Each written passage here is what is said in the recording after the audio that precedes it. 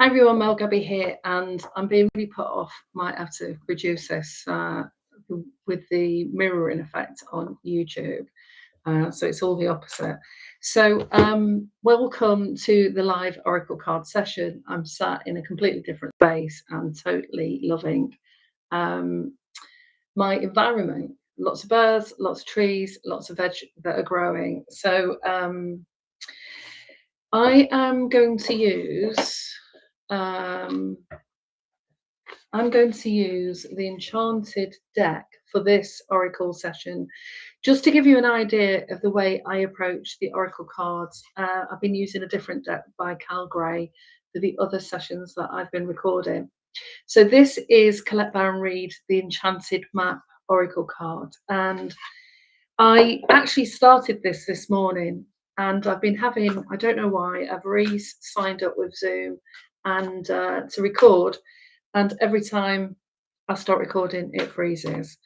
So I started and I pulled 3 cards. The first one that I started exploring was the Metamorphosis, and it's going to be, yeah. So what I'm going to do is what I'm doing in the other Oracle cards. I'm only going to be on here for about, what's it now? So about an hour max, okay? I'm still getting used to how we've got Hypesy that's linked to this. I'm still getting used to how Hypesy works. So you can always make a request to meet me offline. I just want to give people a flavour of how I'm approaching these cards. So I've been using Colette's cards. I think I bought these after Glastonbury, and I blend in what the message of the card is, and then any insights from my years of studying psychology, working in mental health, and philosophy. You know the drill if you've listened to any of my other Oracle sessions. So the idea of Metamorphosis is absolutely beautiful card, actually, and it's really reminding me of my environment, because where I'm staying, there is a couple of bird feeders, and tiny little birds are coming up to the bird feeder all the time. They're not there at the moment because they sense when I'm moving around, so they fly away again. And yesterday, I think it was a pheasant that was walking around on the ground and gathers the nuts. And so in here is also butterflies, and we've seen a lot of butterflies around here as well in this Metamorphosis card. And they're really lovely cards. So I want to give you the meaning of what Colette says about this card, and why I wanted to not reshuffle for this. So butterflies earn their wings through great effort. The process of change can be painful, for it's never without losses or sacrifices. If you are to transform from one form to another, a part of you needs to die. Letting go isn't easy, especially when you're used to thinking a certain way about your life and about how you live it. Just as the snake sheds its skin, just as the caterpillar dies so that the butterfly can be born, you are required to release your old ideas and embrace necessary change so that you can live your best life. So this has come up quite a lot in other tarot and spiritual channeled readings over the last couple of months, I think, but certainly the last few weeks. So perhaps you're being asked to let go of low self-worth, a dream that no longer serves you, a relationship that is draining, or unhealthy habits. Despite your fear, you must accept that this is the transformational time for you. There will be some loss involved, but you'll love what you become. Now, this is quite interesting because it's come up as a topic that I was listening to on a podcast this morning about the different life phases we go through, really. So those of you that know my writing know that I also wrote about sort of Jung's idea of life phases and individuation. And so for me, that got me thinking about how I've been reflecting the last few days of kind of what am I doing next? Where am I going? I'm in a bit of a sort of no man's land. I'm not too sure. I've got projects that I'm working on. But also the real desire for stillness and capacity to slow down, which I've been blessed that I've been able to do that in this space. It's me. The space is huge. I'm feeding the birds and the fish and tending to the tomatoes that are growing in the greenhouse listening to music, listening to a podcast, and then seeing clients in between. And it's been much slower. And it's quite a strange pace to get used to, because what I also realized over the last few years is that my last sort of significant job, paid work, I guess we call it, where I worked, started working full time again when I was working on this project, um, was I really enjoyed it. I had a lot of agency within that. I enjoyed the job, but it did carry a significant amount of stress that I carried for the 18 months that that project was live. And it was because we were also working with a very vulnerable group, and women who we were supporting through their own transition of leaving toxic relationships. And so, even though that transition of moving out of situations can be seen as a positive thing, it can actually also be a painful process. So that's when we're moving out of relationships that might be toxic, that aren't good for us. And just as I wrote an article the other day about how the cat cigarettes had made me realize that you can slowly lose your eyesight, just as you can slowly lose your self-esteem and your well-being in the process of when you're in a relationship with someone. So I was talking to a client today that, our past often can, not in all cases, dictate our future. So if you've grown up in a family where it was fairly dysfunctional, they didn't manage conflict well, or somebody shouted and screamed every time somebody said something that they felt was disrespectful or shouldn't be said, it's a way of manipulating people in that family dynamic. Not in all cases, because getting angry and shouting occasionally isn't necessarily the sign of dysfunctional family or psychopathology. But when you grow up in those environments, and it can prime you to be super sensitive to the energy and the environment that you're walking through, your nervous system's kind of got used to placating, people pleasing, making sure that nobody loses it, and they don't get volatile, don't lose it, even if they've never hit you, even if no violence has taken place. And sometimes it only has to take place once or twice for that to tell your nervous system that they're not safe to be around, and it's going to be hard to trust them.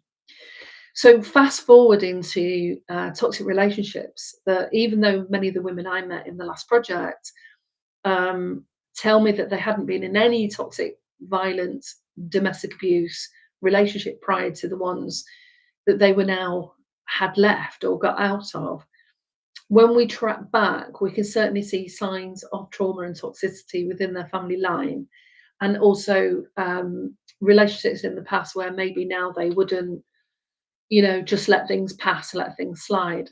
And so and also they met people and had a lot of fun, great time, lots of positive memories from the beginning. And then after about 3 months, on average, it was 6 months, that person's true colors, or we should say, we can all get moody. We may all experience depression, anxiety. Sometimes it's hard for us to be around other people, but it's about how we're mindful at communicating what we need, what we want. And there's a difference between struggling with your own emotions and any stress that you've got going on in your life at the moment, to somebody who is just blatantly acting in the way that they want to, because now they can, because now you've already formed an attachment to them. You might have already got engaged, got married, had a baby, and their little signs may have showed, but you may not have noticed them, because if you've been brought up in certain environments where things were just bypassed, allowed, not challenged, then it's going to be very hard to do that in the new subsequent relationships. And not everybody goes into a really difficult relationship after they've grown up in those circumstances. But we go through ages and stages, and some of those toxic relationships begin in people's very first relationships when they're 15, 16. Sometimes they've had fairly okay experiences and it happens later on in life. But we also need to consider the kind of workplace we're in as well, and the kind of things that we're doing. And do we let things bypass us, or do we not take opportunities we're scared?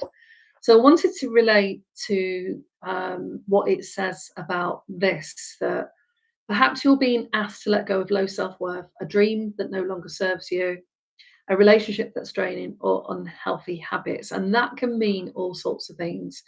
Despite your fear, you must accept that this is transformational time. Now, I've had two clients in the last few months, one who was really trying to make a decision between um, leaving the flat that she was in that originally got with her partner, and I'd got a new job, got the flat, and their relationship though was a little bit rocky already at that time, but nothing significant. And that's the thing, is sometimes we just carry on as normal because there are things that are bothering us, but nothing significant that she could pinpoint. But she'd had years of burnout, and the burnout and exhaustion can get in the way of really also being able to either have the energy to address things or see what's there and address what's there. Um, so anyway, the relationship had ended, and she started to change her life, and had about 18 months of doing lots of new things, really enjoying life, having fun. I've got buzzing behind me now. And then the opportunity, her flatmate, who she really got on well with, who moved in after she split up with a partner, was moving to a new city to continue education. So that initially seemed like a few months, and then that turned out it was going to be much longer. So my client was now in a place of, I've had these 18 months of really, I mean, expanding and growing in so many ways, in confidence, in becoming more comfortable with who she was, the places she wanted to go, the things she wanted to try, new experiences, and had lots of those. And it was beautiful to witness that. But it's now getting to a phase of, okay, there's an opportunity to move to a new city 4 hours away. Do I take it? And she wrangled for weeks on, do I go or do I stay here? Do I go? Do I stay here?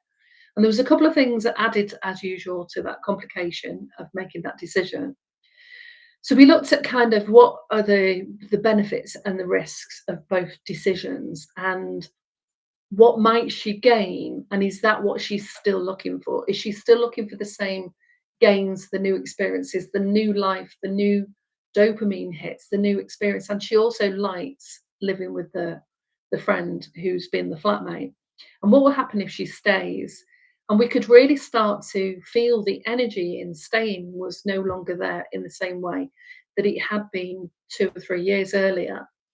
And the energy for, or what might be round the corner and what new experiences can I have, had started to come in. It was almost like her body was starting to tell her.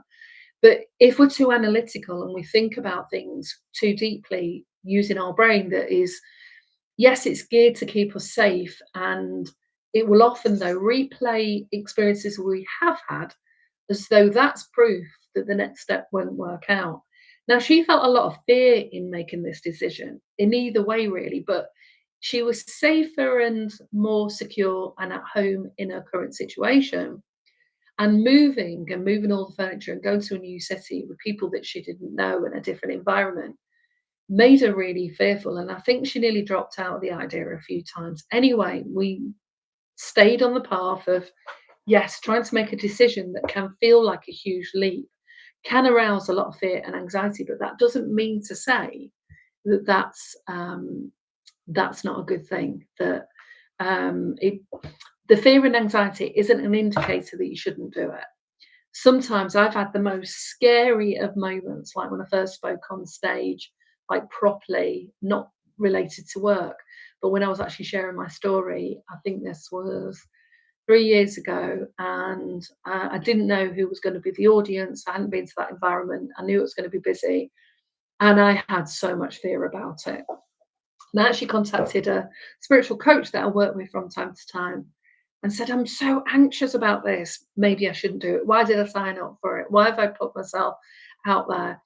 And was really stressed about it. And he said, it's not anxiety, it's excitement. I said, no, I can really tell you, this does not feel exciting. It feels like major anxiety. And it's not that I hadn't felt anxiety before, because I felt anxiety lots of times when I first went back to college and started studying and had to talk in front of people, because I wasn't used to doing that. I wasn't confident. I was very shy as a kid. So I'd remembered all those other times that I was anxious, and then I survived. You know, I didn't die. I didn't have a panic attack, although I've been close to having those a few times. So he assured me, no, it's excitement. Anyway, I paid for it, and I'm a Taurus. We pay money for something. We want to get our money's worth. Um, so that whole notion, and it's very difficult to unpick sometimes because we've got to look at what is it we value, what is it we believe, and is uh, our new sort of drive to move forward linked to our soul wanting to take a bigger leap and do something a bit bigger than we're used to doing, and therefore our security system comes in and says, hey, no, this can't be right, this isn't for you, why are you taking this step? And so the brain will put a meaning on that isn't necessarily true, because the brain can't really predict. We can predict to some degree with our intuition and wisdom if it feels like the right next step, as Abraham Hicks used to talk about that a lot. If it just feels, she used to say, if it feels easy in the next right step, it is the right step. However, many of the clients I work with, it isn't feeling easy, but there's something about it that they can't ignore. It feels almost like a draw and a pull towards it. And so I've seen this with a few clients, but lately I've seen them taking really big steps and putting themselves. I've got one client who's also training, um, and was at university, and oh my god, the exam process was grueling, and so the whole focus was really just being able to get through the exams, learning all the key tools and methods to do so. So this card is saying, really, if you're resonating with this idea that there are things in your life, whether it is your mindset, your beliefs, or values, that you need to reflect on and decide which is now outdated, it doesn't serve you, it might even be getting in the way. Um, or it's actually a job where your heart's not in it anymore. And I certainly know with my last two jobs before my last project, my heart wasn't in it, and I felt like I was lying to myself. But I did it because actually I learned so much while I was in those jobs, but I put too much emphasis on it in the way that I had in previous roles that wasn't really fitting to the job now. I needed to do a bit of an identity shift. And sometimes that's what that challenge is our sense of self. Just as my sense of self has been challenged over the last few years of, I'm going back, to that job. I'm going to do that. That comes with credibility. It comes with this professional identity. I was very good at what I did. I had a lot of confidence in that. Um, I could design, set up, deliver, attract staff, and deliver a program. And there are other facets of my life where I could have decision paralysis, and I understand what interferes in our capacity to make sometimes the most simple decisions of, shall I stay in or shall I go out to the cafe and have breakfast? And they sound really simple to other people, like, why are you making a really big deal of it? But things like moving, getting engaged, moving in with someone are big steps. But what I have to remind the clients is that you can always say no afterwards. We're not necessarily tied into contracts with work or where we move to. And like lots of people go to university and realize that they're not signed up to the right course, which is so common, and they change their mind, and that can really impact their sense of self-worth, because they kind of think that they should have it all figured out at 18 or 19 when they've got no life experience to draw from. So the mantra for this is, you are in a process of deep and beautiful change. And I know I'm going through a life phase. I'm a grandmother now. I've got a beautiful granddaughter who I spend time with when I'm not traveling around. I'm traveling less now, as in I don't travel from place to place in the way that I did when I was in my camper van all the time. I'm now going to one place and staying there for a few weeks at a time, and then we'll operate from that space. So when I'm at home, I spend time with her, and I love being able to teach. She likes playing teacher, so I teach her how to teach. We pretend we're doing yoga, and she draws and she recites, and she just does so many different things. And yes, she can get moody, and she doesn't always want to play, and sometimes she just walks past and totally ignores you. And we're a family of not forcing people to comply in terms of every social norm that we were brought up with. But I enjoy spending that time with her. And that was a part of my life that I never saw coming because, you don't know if your children are going to have children, you don't know what they're going to do in their life. And I've always been about helping people find what really matters to them, because you can do a job for a long time that your heart's not in it, and earn good money and then buy a nice place in the country or whatever. That's not wrong. That's just a choice that you've made for that time. So the message for this, and I'm probably going to put it in the time point. Did I bring my pen? Yes, I did. So I want to make a note of this. It's my notebook with all my daily activities on.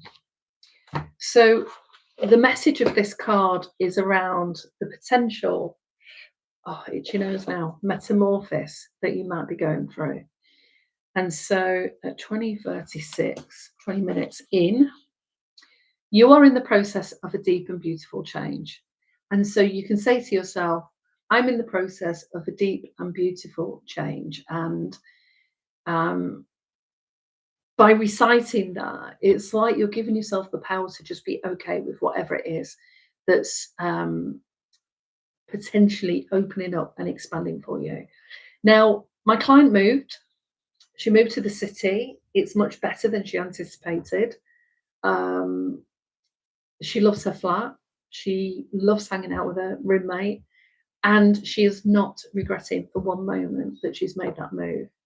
My other client, we got through the exams, and then we had to find ways to navigate no man's land. That place when you leave university and you don't quite know where you're going to go next, and everyone tells you it's a competitive market and we don't know if there's any jobs and you might not get jobs in X, Y, and Z. So I've helped her discover where her strengths are and how to capitalize on those strengths, and then only choose jobs that have some energy in that already and strengths, not just because they're the only jobs that are around, is to be able to choose, even if you've just left uni, you've got loads of knowledge under your belt. So that's the Metamorphosis card. Now, I drew 2 cards with this, and I'm just checking time because I definitely have to sign off in about, I've still got a while. So at 22 minutes, we move to the next card. I'm not used to doing these lives. I'm not great with tech. And I'm getting distracted, but it's a really lovely distraction because the birds are now starting to fly towards the bird feeder. I don't know how many there are. There's at least 10 flying around at any given time. But they look like they're doing the relay race, where you hold the baton and the next bird goes to get the nuts and then the other one comes out. Might have to watch a bit of David Attenborough, whose knowledge of nature and animals was great. So Metamorphosis. So if this is you and you're feeling fear and you're feeling anxiety, then breathe into that. Start practicing when you get up and throughout the day, time points where you breathe into that and you just say, I'm going to feel the fear anyway. And unless there's any real big reason why you should not be making that move. And sometimes that's where we do need a bit of external help to help us navigate that. Because not every fear and anxiety means to face it and jump. But in my client's case, in one of the clients, I don't think there was a bad decision. We had to look at what was the better decision based on where she is in life now. And so I might have made different decisions according to where I lived, what I studied, and the work that I did, and the hours that I chose when my kids are small, in comparison to now. Now I've got more flexibility in my time. So you take a deep breath and you tune in and you start practicing generating a sense of stillness. Now that takes a while to cultivate if you're not used to being still. If you've barely done any mindfulness or meditation, and it's not that we're teaching people to become gurus and sit and do all day, but though in those moments of stillness, the brain can slow down and stop throwing out all the reasons for and against. And you can tap into your own innate wisdom and just take some deep breaths. It takes 4 or 5 deep breaths of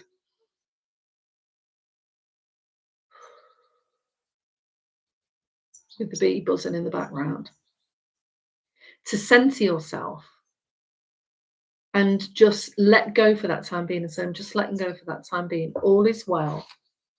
All is well. More information is coming that helps me with making this move forward.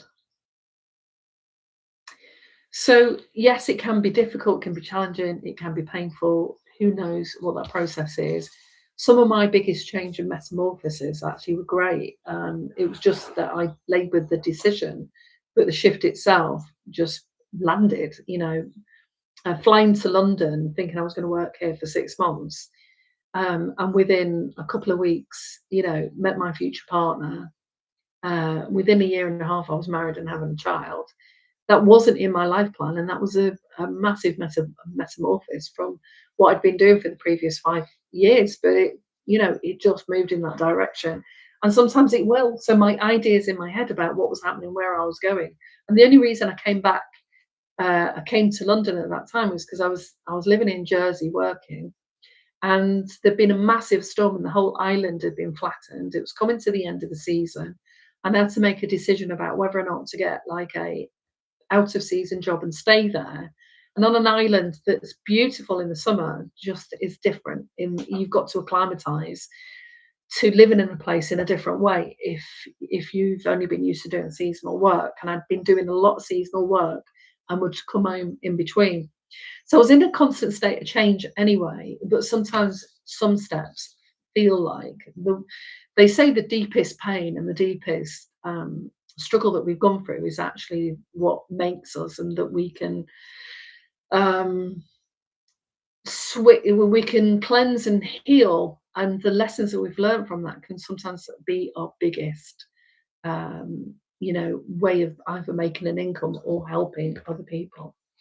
Right, so it's now 27 minutes in and we're going to cards. So right, I think the next one that came out was strength, but I really wanted to read the other one, which is spark. Now that's beautiful. I love these because there's lots going on in nature there, and it's interesting because she's almost doing a ballet or even maybe a yoga move. Trying to use this camera, it's not easy. It's the opposite. My brain's trying to manage. And she's holding up the world that's grown a tree at the top of the world, and it's 44, which is about foundation. And look at what she's able to do. She's able to hold the world, stand on one leg, while a tree is growing, which is about stability. 4 is stability. So that strength, really, from that card is about, often we have a lot more strength than we realize. If I was to look at my own interpretation of that card, that if you're able to stand on one leg and hold even a big ball in your hand and not fall over, that's not just strength, but that's the capacity to maintain balance and focus and attention. So I'm going to see what the meaning of the card is that's on here. So I'm just checking, hopefully the sound works. Honestly, technology, I do need an editor and someone doing all my studio stuff. So strength says your true strength comes from not self-reliance alone, but from the sincere faith in a higher power. Strength to accomplish even the most daunting task is yours at this time. Now that's interesting because that followed the card around Metamorphosis. So the strength card indicates that your ideas are being tested and refined and your relationships are being deepened. No matter what happens, nothing can move you off course and the course of your evolution.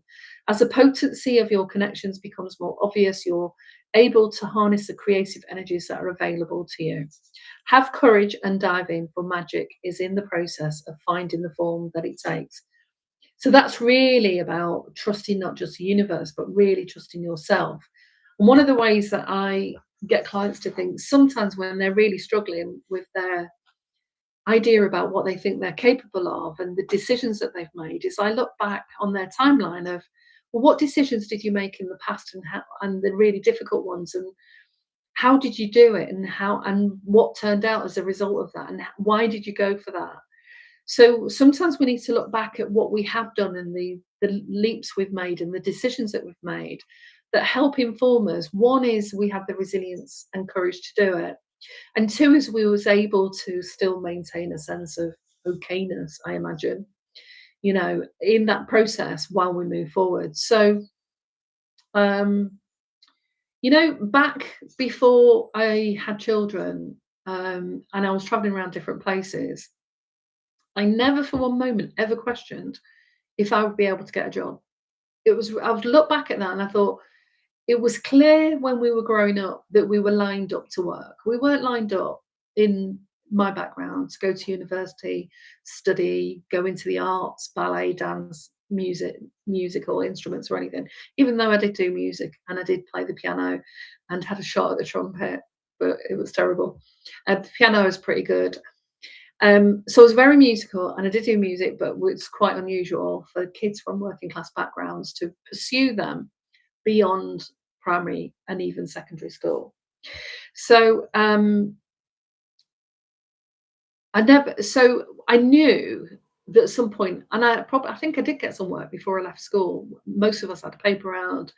I worked in a factory once that put knives and forks in boxes. I think I did that for about 2 days. Factory life just looks completely boring from the age when I was like 15. I did have a stint at working at Marks and Spencer's factories where in the UK they used to make all the shirts and tops and everything.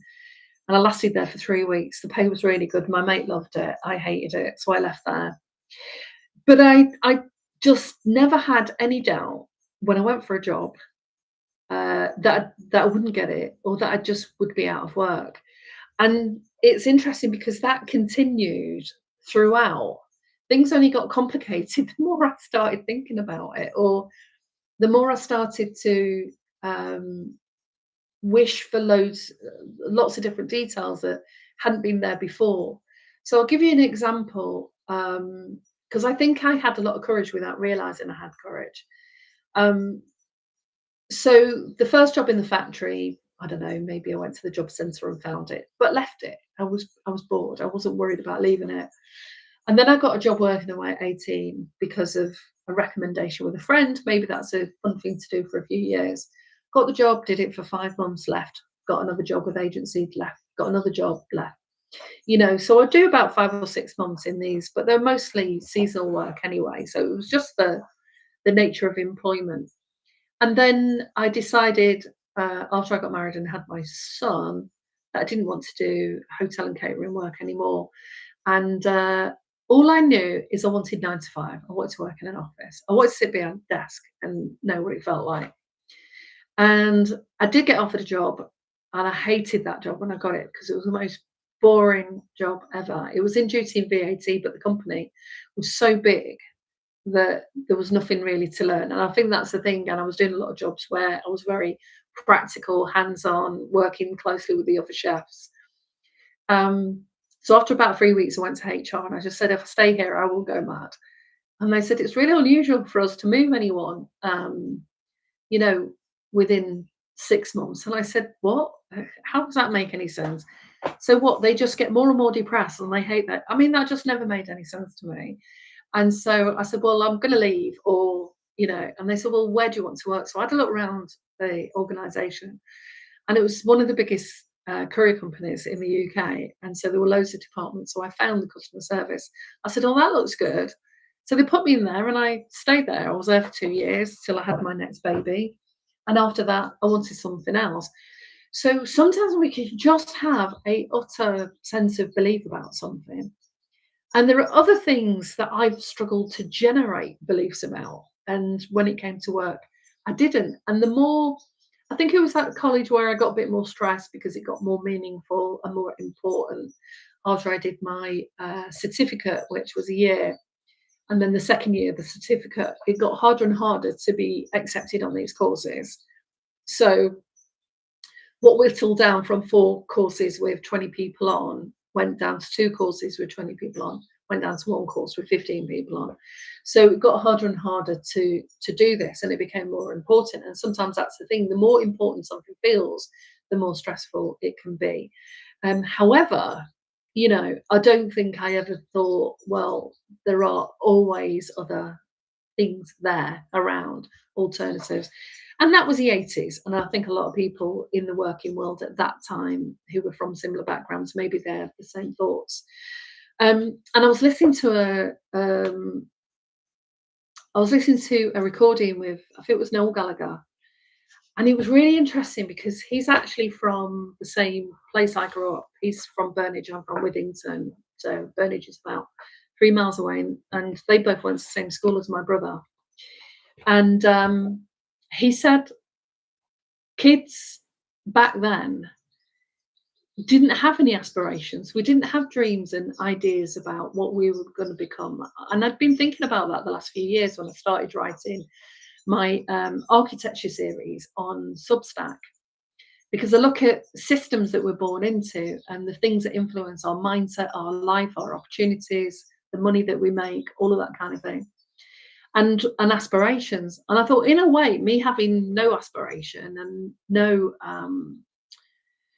what's the word, just like going for what I kind of fundamentally knew I could do, was probably what paved the way in a lot. And he was also similar in mindset, that he was doing what he was doing until he wanted to do something else. And when he started doing something else, I think that's when it was either Liam or Noel that ended up in the band that they were playing in. And then they started playing music together. And that timing was amazing, because it was at the time when the Hacienda was playing dance music. The whole music scene in Manchester was huge. You know, loads of bands were starting to emerge. But his point on, that's the kind of lad he was, and their mindset of those lads very similar to the way my brother was, the way we were. I was a little bit different because I left at 18. So I started to experience different people, different worlds, in all the jobs that I did after that, and subsequently then went on to study, because most of us stopped going to school or doing less at school from about 15. It was really common. And so it was interesting listening to him about what he thought. So he just did what he wanted to do. He just had that. And I don't know, we use words like grit now, but it's not really the right word to describe what he was talking about and what I was feeling at the time. It just is. It was just an isness, you know. I think my mum said to me, I said to my mum, I don't really know what to do. She said, well, you like cooking, don't you? I was like, do I? I don't know. I only started cooking because she cooked the same dishes, 3 dishes, week in, week out, or we had the chip shop. And then, you know, and then she started having to eat like brown bread back then. You'd only buy in a health foods shop, so I tried to make it for her. I was always into helping improve our health, well-being, and lifestyle. But back then, it was just really the monotony of the same stuff my mum used to buy from the shops. And it was more limited back then in terms of access. So the strength card is like, what strength have you already, what do you already possess? What have you already done that moved the dial forward? What risks did you take that felt like a risk at the time? Or what have you just naturally, innately been able to do where you were just naturally strong at? What gifts have you got that you were strong at? So I guess before I went into therapy training, I was already like a therapist anyway. I used to observe the community because I was really intrigued by our community, because we had a lot of Irish families that had come to Manchester, settled, had kids there. So a lot of my friends were Irish Catholics. So I went and spent some time with them at the church. We weren't brought up religious at all. My mum, like the Salvation Army, they'd helped her out a lot when she'd gone to really dark times and was poor financially. And she was incredibly strong and would defend and protect us like everyone's life depended on it. And we knew that, you know, and she had to be strong because we moved into an area where there weren't any other single parents. It was very unusual back then.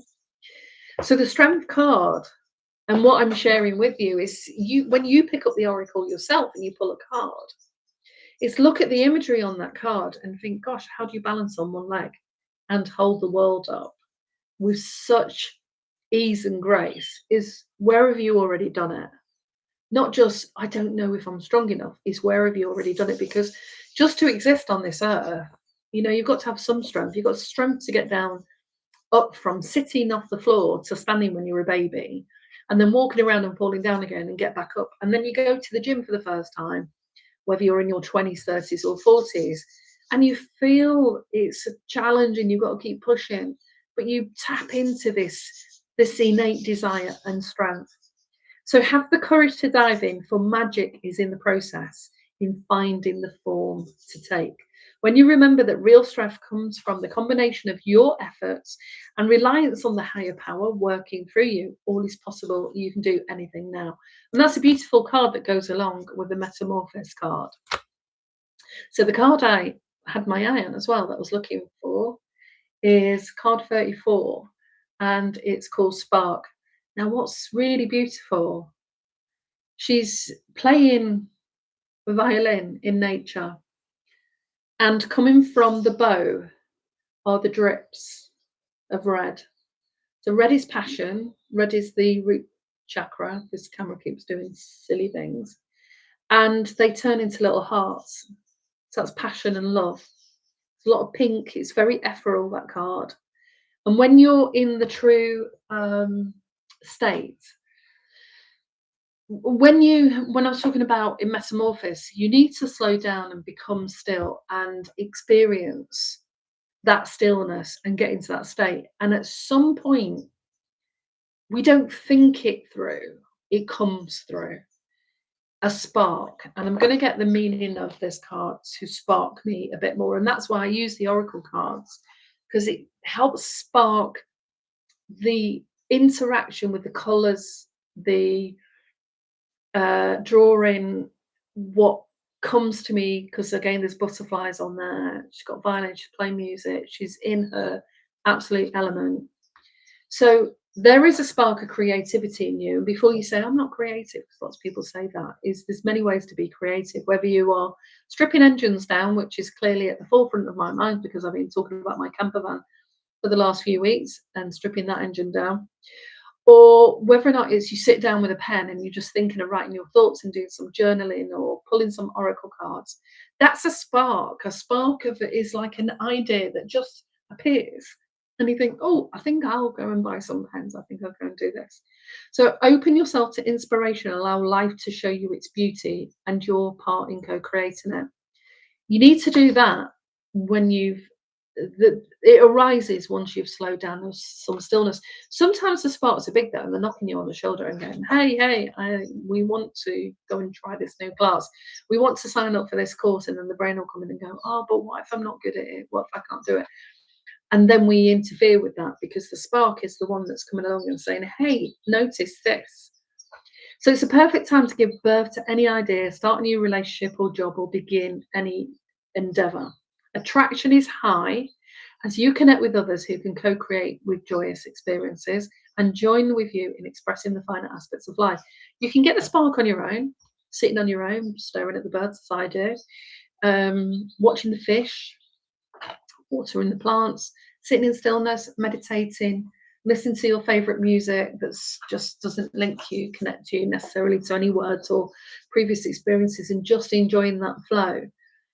Because we take in so much information. This is like a research methodology. We take in so much information every day that we can't keep consuming and keep listening and keep taking it in. The brain and the body has to process it. We have to gestate. We have to allow all that information to connect with us and where we're at, and what we think and what we believe. And that may lead to a spark. So I was listening to a podcast this morning that led to a train of thoughts. It led to me writing a blog. It will lead to writing posting it at some point tomorrow. Maybe it led me to wanting to pull the cards in between my client work.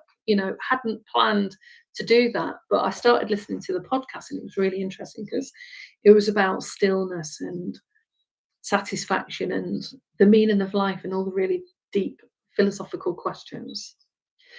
So this means that you are open and have a clear channel for the divine creativity. The idea is that all creativity comes from the divine.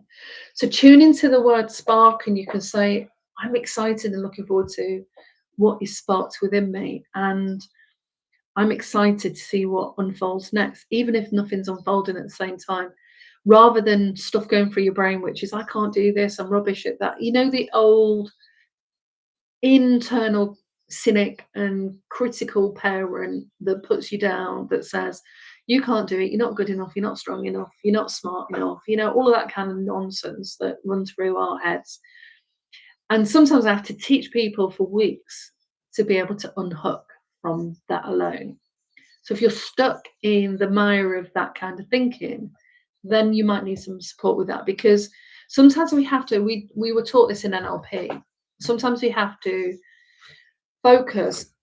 Oh, interesting, my throat's closing up.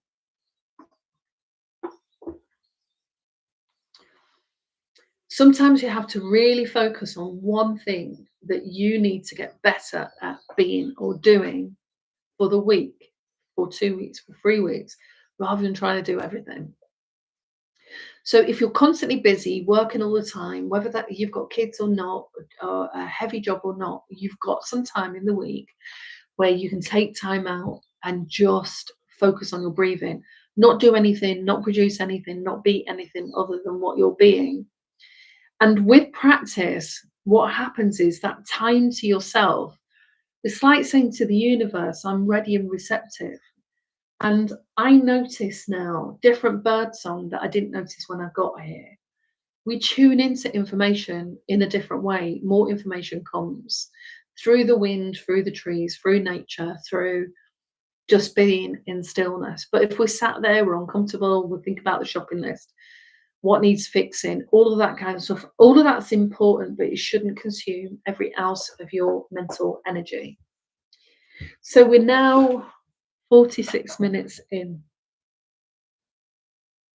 And what I might do next is, under this post, is put a link to any blogs or anything, any podcasts I listen to that go along with what I've been talking about. Because that helps you follow the trail in a way and go a bit deeper. And if you are feeling that at the moment, I don't know where I'm going, what I'm doing, you're in a bit of a void, of what I'd say for years, no man's land, that can feel really disconcerting. And so to trust the process that something will arrive next can be incredibly difficult. And I've got in a tiz about that years ago, when I was saying no sometimes to what looked like big opportunities. There was one time, I think it was about 2014. I've been doing a management training course. I was already running the service, and there was another service in our department that was running quite poorly, and they had a lot of practitioners who were doing similar work to my staff but weren't clinical. They were more sort of lower level support, we'd call it, although there's really no such thing of any level. You know, you work with people, you just work with people. So there was some issues, and the manager was leaving and was going to go and work in a different department. And so the head, the director of the whole department said, Mel, will you take over for a few months with a bit of extra pocket money, basically. And because I was doing my management course, and when you're doing something in the moment, it's live, and it's like, oh great, this will give me an opportunity to try out some ideas. And when I took over that service, it was like when you start a service from the beginning, really, is there was so many different problems to do with, practice, how data was managed, information, how it was stored, the kind of work, who was doing what, where, why, all of that. So I walked into that and was still managing my service, but my service was really quite mature and flourished. And all the processes and practices that we'd been shifting and changing for a few years on and off, and started to stabilize. They were in a much more stable position. And so I had this space and the capacity to take over another service, but it was a lot of staff. I think it was 19 or 20 staff. But the more I uncovered, the more worrying it got as to the kind of what we call competency framework practice. Anyway, I put the energy into it of stabilizing some things, putting some practice in that at least would start moving it in the right direction. We had consultations going on at the time. That means there's external consultants that come in from outside and they do a bit of a review of the work and the service and say what they think's going wrong, what isn't working, and how do we get it to where we're looking to take it, whether that's a new project, a new level of funding, or whatever. So we've had consultants a few times before in those other services, and so I was working alongside the consultant, and then they started to reshape it and started to redesignate work and things like that. And so I put in a lot of energy and effort, and I was starting to feel the stress to the point I was writing last week about when it was around the time I think when I first started doing yoga, and I was going to the yoga sessions and practicing meditation, and would turn up, in that spin of when you're working full time in a stressful job, and it was just the wheel was spinning all the time. I turn up and sit down and sit on the mat and then close my eyes. And within about 5 minutes, it'd be like, and I was like, am I meditating or falling asleep? I wasn't sure. And that went on for a few weeks. And that made me realize how tired I was getting, how much I was giving to both roles. Anyway, after I think about 3 months, they did a whole report on, recommendations, what happened next. So what they decided they wanted to do was there was my service and another 4 services. And so the second one that I was managing, they wanted to combine the management roles, which meant I would continue to manage both services for the same pay. And on paper, it looked like an opportunity. In practice, it was a bloody nightmare. And I just thought, you can come to a place in life where either you don't want to prove yourself anymore, you don't have to prove yourself, or it looks like an opportunity, but it's not. There's a phrase that's not coming to mind about, something shiny, but behind it is loads of crap, basically. And I knew the problems, I knew the work, and I also knew that some of the things they were looking at putting in place wasn't going to resolve the issues. There were other measures that needed to be taken place. But I was quite proud of some of the things that I'd achieved while I was doing that. Anyway, I had a letter about they were going to delete my key role and create this new role, which means I would automatically step into it. And if I had anything to say about it, I needed to write it up as part of this consultation process. And I really wrangled on that. It was 2 weeks of hell of what do I do? Because in my heart, I was like, oh, this is probably going to kill me. And I had a conversation with the consultant and said, I'm not sure I can continue operating like this. And I was good at what I did, but it required 2 or 3 people. And we had team leads, but they weren't that effective at doing what they were doing. So I was kind of having to train them up as well. So in the end, I decided to write a letter as to all the reasons why bringing those 2 services together wasn't a good idea, knowing that I was shooting myself in the foot. And I wasn't going to miss out on any pay raise because I think they were going to give me a nominal, really cheeky bit of not that much extra, as they tend to do. Knowing that, I'm also putting my whole work life at risk because they could have just continued to delete the post. But my service was doing a lot of work. We were funded. There was no reason to really shake that up or do anything different with it.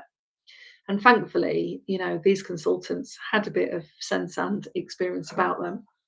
And anyway, I then found out by default they changed all the criteria for the qualifications that was needed now for this new management position. And I think I upset a lot of people because they also would have saved a bit of money. But I mean, I didn't feel guilty for that because it was such a drain anyway. Some of those services so poorly managed that a couple of tweaks would have got them to save that money anyway. But it was really stressful, and I had to go with what I felt was the right thing. And I look back now, and I spent those 2 weeks, which in hindsight isn't that long to think of a major decision. But if I'd have taken that, I think I probably would have ended up being sick and having to take time off within about another 2 or 3 months because I could feel it. To go to yoga and be sat on the mat and barely keeping your eyes open is not a good sign. That's not just I need a couple of nights sleep. That is I need 3 weeks in a dark room. And I've had a week in a dark room. And that's sometimes what living in stress is like. So we're now at 55 minutes, and I'm going to sign off in a couple of minutes. This was just to give you an idea as to how I approach the cards. And today, like I said, I started using the Colette Baron-Reid map cards. These are great. You can pull. It's got at the beginning a way to use the cards. You can pull 2 or 3 cards and ask a particular question.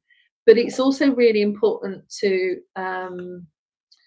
start creating that place of stillness for yourself through mindfulness initially. Like even now, if I was practicing mindfulness now, I would um I would just tune in like I am now to the trees and the wind. And the moment you take your attention there,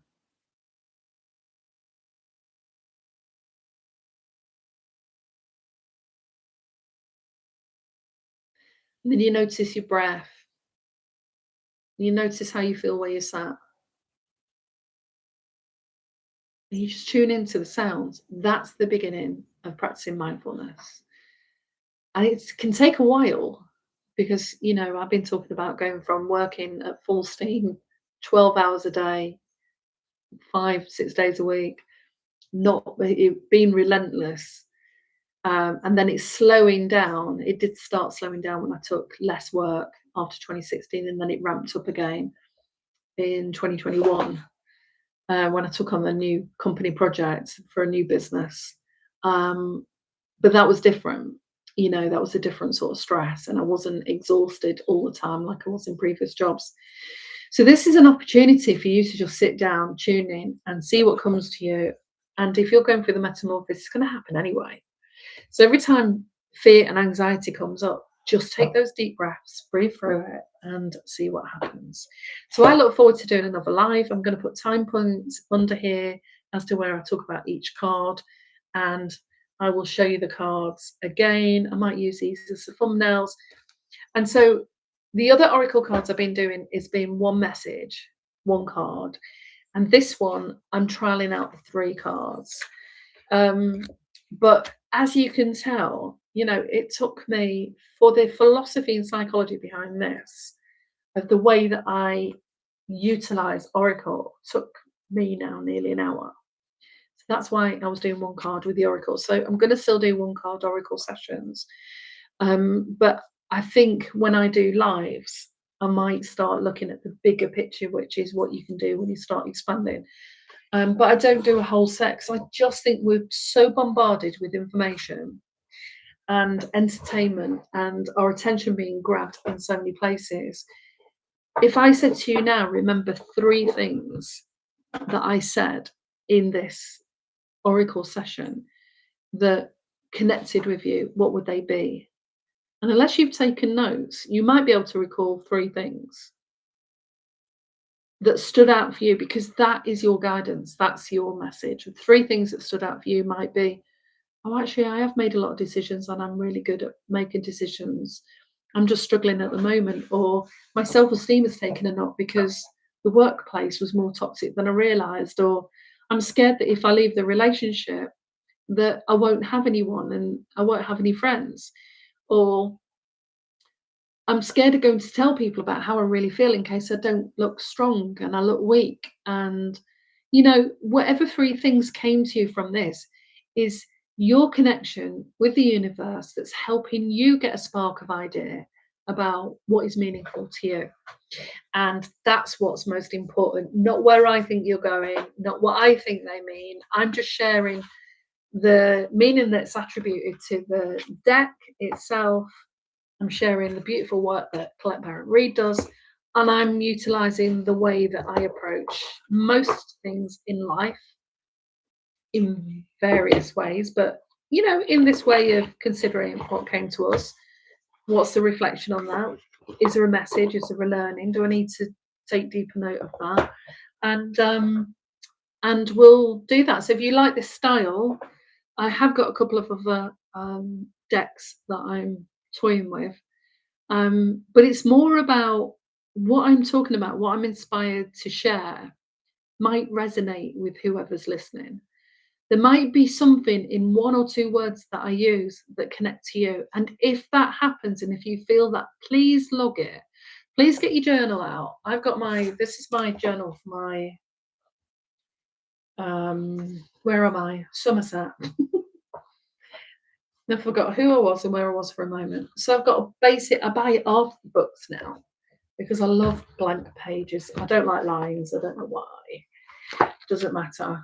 And I'm writing my journals. So now, after the session, or listen to a podcast, so I started listening to a whole series on tarot last night and was writing some notes on that. Weren't many as I thought I was going to write. And then today I was listening to a podcast and I wrote the key things that stood out to me in that podcast, which is why using those cards really related to what that was. And the key things are we need to slow down and reflect. We need to notice where our attention is going and flowing, because where we put our attention, energy flows. But if we're constantly scrolling, what I've noticed, because I started scrolling way too much earlier in the year, I was kind of playing around with it to see what happens, in terms of what do I notice? What's the algorithm throwing up? And the algorithm seems to give me my 5 favorite things but I can't work out what days I'm going to get them. So sometimes it's about all the clothes that people make out of old clothes. Sometimes it's all the different DJs that are releasing their tracks. Sometimes it's, what was it yesterday?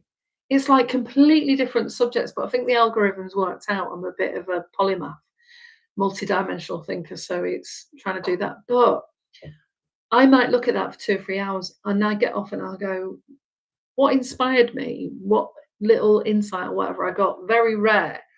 And if I could only watch the people that were making new clothes out of old jeans and bags and shoes and belts or whatever, I'd be happier with it as a platform, but it's not. It keeps feeding me the roller coaster of emotions of some horrendous scene followed by, someone making cake, or some kid talking about, how he did pasta that day, which is really cute. So you go through this cycle of emotions, which is not good, of the roller coaster of, oh, cute kid, oh, horrible, horrendous weather. Oh my God, we're running out of stuff. Oh my God, the world's ending. Oh, look, fluffy bunny. Have a think about what happens to you. That's my terrible, crappy case that I need to swap. 3 things. Remember, do the work. Use the information that comes in your direction to ponder and consider what came out of that for you, what the meaning was for you. I use free cards. I use some of the psychology that and philosophy that I've listened to thousands of podcasts, and often it's like training courses. They used to say this. It's only usually 3 things that you leave here knowing. So what are they? But it's the ones that stood out. So if I was talking about how we notice when we're triggered and what emotions come up for us and how to cultivate better emotions, if you were getting triggered all the time, that would stand out for you. If it was about, toxic workplaces and you're like, oh my God, yeah, I've got a narcissist boss as well, that would stand out for you. So the world can reflect where you're at right now, which is also what the cards do. They can be a mirror to what's going on in your subconscious and conscious life. But we say subconscious because it's often outside of our awareness because we're too busy thinking about everything that consumes our mind on a day-to-day basis.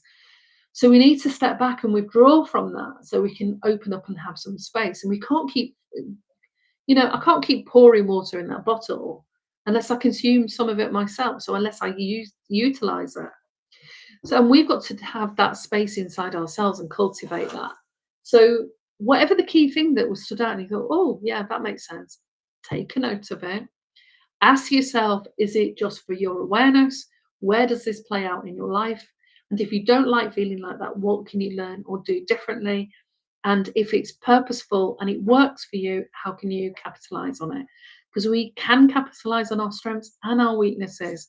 I can capitalize on the fact that I grew up in a working class environment and culture because I understand how the architecture of society does have a bearing on the choices that we can access. But neither do I believe that I have to sit there and wait for the universe just to land something in my lap. There's a combination of being still, of being proactive, and also of deciding what it is we need to learn right now as to where we're at. So if you've just left uni, you're going to be in that void of where do I go next? What job can I get? And you might have walked into the best job, or you might think, I can't take those other jobs because, but actually, what I learned from every job was how to work with other people, how to work at speed, how to create new dishes. There were so many things I learned from all those jobs. Were they all meaningful? No, because some of them just paid the money for me to carry on going out and buying clothes. And that was what mattered to me when I was 18, 19, 20 years old. And then things change. So it depends on where you are in life, what life stage you're in, whether you're in your teens, in your mid 20s, in your 30s, in your 40s, whether you think about having a family, had a family, they've grown up, or you're like me, your family have grown up. I've got, they're not boys, they're two young men or men. Are they young now? I don't know. One's got a child. So his life phase has now become my life phase in terms of where he's at now. And they are starting to stabilize and enjoy what they do, and that's great. And I don't have to be a helicopter parent or hover over anything. I can get in my camper van, or could get in my camper van and go off and spend time exploring all the things that matter to me. Because at some stage now, we need to do things that matter. That whether that is, doing a new course, sewing, joining friends for a book club, going to a meetup, getting online dating, although I'm going to do a separate segment on that. So I've got to be mindful of the AI infiltration on dating sites now. So the key things in this podcast this morning was about reflection, slowing down, connecting with whatever you call it, God, source, divine, yourself, your own nature, understanding what your values are, because your values drive attention, but sometimes our attention is stolen and our attention is a commodity. The more they can grab our attention on YouTube and other platforms, the more we might be likely to buy whatever it is they're advertising. And we can have knowledge, just as I've got lots of knowledge, but it's also about gaining experience. And that's what I'm hoping will help anyone who tunes in and can sit there long enough to listen to what I'm talking about. So hope you enjoyed the card session, and I look forward to doing another live. I was planning on doing one tonight. So today was more of a test thing with these cards, because I haven't done 3 cards with this. So I want to see how it went. But I will see you again, and possibly later, because I think late in the evening is where it's cooler, and it's just a nicer sort of energy to do. I'm going back to working with some clients.